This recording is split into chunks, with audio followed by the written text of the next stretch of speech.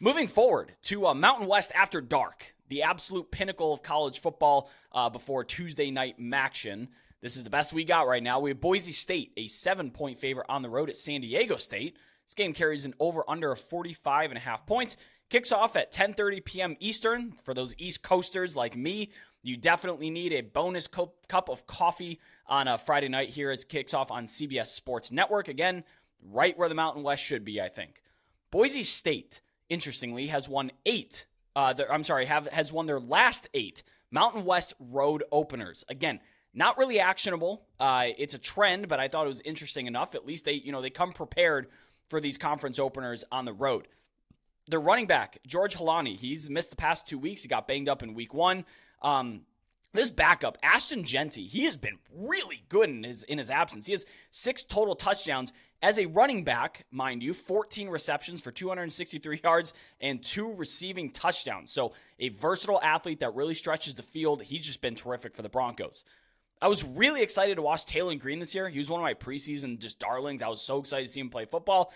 But the passing production has just not been there for the redshirt sophomore here. The Broncos are 125th in passing EPA. He has 6 turnover-worthy throws and 4 picks. He's thrown at least 1 in every game so far, including against North Dakota last week. He threw a pair against Washington. He has a 70.5% adjusted completion rate, which is fine, not great. But he also has 9 drops from his receivers. Mind you, Latrell Caples, their leading receiver from last year, went down with a season-ending injury before the year even started. So he's thrown to some, he's trying to find his way around the rest of the receiving core there. I think they should be able to move the ball with consistency against San Diego State's run defense. Surprisingly, shockingly, the Aztecs are 130th in rushing success rate allowed. Nearly 54% of rushes achieve what they're supposed to for being categorized as a successful play. They're uncharacteristically bad at tackling this year. They have the 13th most missed tackles through their 4 games played so far. They're also getting blown off the ball, and they're just not cleaning it up on the back end. So I think Boise State's going to find success on the ground here, especially since that passing offense is still taking a while to get underway. And then San Diego State's offense, they still stink, even under Ryan Lindley. They're 116th in pass EPA. Jalen Maiden, not super inspiring here. 7 turnover-worthy throws, 4 picks. He's taken 12 sacks. That's the 5th most nationally. It's just a typical San Diego State offense that we've seen from the past half decade or even decade. That it's slow-moving. It's not effective, not efficient. That's kind of how I break this one down. But how do your numbers see this game shaping out? Yeah, Boise State entered this season with a 60% chance to make the Mountain West Conference Championship game. That was the best in the conference. At number 60 overall, power rated, the Broncos are still the best, quote-unquote, team in the conference by my numbers. However, their conference championship game appearance chances are down to 39%. That's 3rd best in the conference behind Fresno State and Air Force currently. So in this one, I have Boise State minus 6.5, 68% win expectancy. The offense is actually slightly improved from what it was in the preseason, now ranks number 58. That's best in the conference. The defense, though, is down from number 36 to number 63. Boise State's regular season win total projection down from 8.1 to 6.9. But there are only 2 games remaining this season in which I project Boise State to be an underdog. Week 5 at Memphis, it's a non-conference game, and Week 2 at Fresno State. That's the only conference game all year that Boise State, by my numbers, projected to be an underdog. And it's really interesting to hear your numbers and how they change offensively and defensively, because the way that I see it with my own eyes, and of course, those lie, numbers aren't lying as much, that I think that their offense, to me, has underwhelmed, while their defense has maybe improved a bit or played to expectation. But your numbers don't agree, at all. You're saying the defense is way down, and that offense, like you said, slightly improved. So that's interesting to hear. Well, and as I take a closer look, since you brought that up, as I look into the spreadsheets here, the offensive rank is up from 61 to 58, and that's what I publish for offensive unit defense rankings. I don't publish the rating.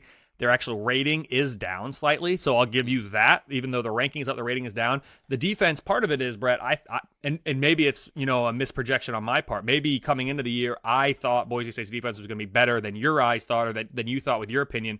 I had them number 36. Now they're number 63. If you, though, thought coming in, they're a mid 60 or number 70, then it would make sense that you're like, hey, they've actually improved or overachieved. So as I'm talking about these things, it's important to remember I'm talking about improvement and regression from the context of how was I projecting in the preseason, for right or wrong. I always say this more times than not through backtesting and through just results of over the course of the last 5-6 years. My numbers are right more than they're wrong. They are not right every time. If they were, I wouldn't be on this podcast talking to you. I'd probably be working for some Vegas casino and making a bunch of money. But that's okay. They're right more than they're wrong, and it gives me context and a lens through which I can view teams and conference races kind of as a starting point. And then I love all the context that you add and all the other storylines that come into it too beyond the numbers, because you need both. You need the numbers and you need the additional context to fully understand what these teams are all about. And even with all that, at the end of the day, you're playing with an oblong ball. You got 18 to 22-year-olds, a bounce here, a bounce there, a bad decision, a missed field goal. You still don't get it right all the time. So that's why we love this game, because it's so unpredictable. But yes, that's just important to keep in mind too as I'm talking about this stuff. Where am I here? San Diego State. Here we go. I'll switch gears. This is game 5 of the year for them. Now, granted, only one of them's been on the road, and that was last week at Oregon State. We might start to see some wear and tear on this team. Maybe not yet. Maybe, next week when they go to Air Force before getting their first bye of the year and then turning around and going to Hawaii. This team, as we continue to talk about them, could potentially, all these Mountain West teams you got to go a long way. You're flying to every single game when you're playing in the Mountain West or you're playing in the Pac-12 out there. It's a long way. And so as you play consecutive games, 5-6 games in a row without a bye, wear and tear is a real thing. And so we might start to see that this week, I think. Offense has been exactly what I projected. Again, preseason projections versus what I'm looking at now. Number 110 coming into the season, number 110 currently. So they've been exactly what I projected. It's not very good, though. The defense has been poor. They've fallen from number 52 to number 77.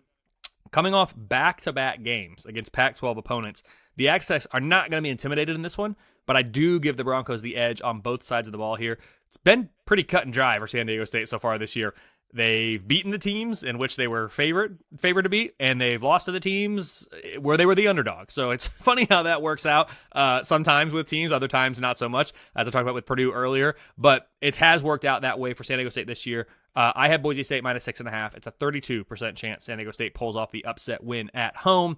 Boise State, I mentioned earlier, 39% chance to make the conference championship game currently. With a win, that jumps up to 47. With a loss, it drops to 21, which is kind of crazy to think about for a Boise State team that coming in, I gave a 60% chance to make it. San Diego State, currently a 6% chance. You get a win against a really good Boise State team, best in your conference by my numbers, up to 15%. A loss drops you to 3%.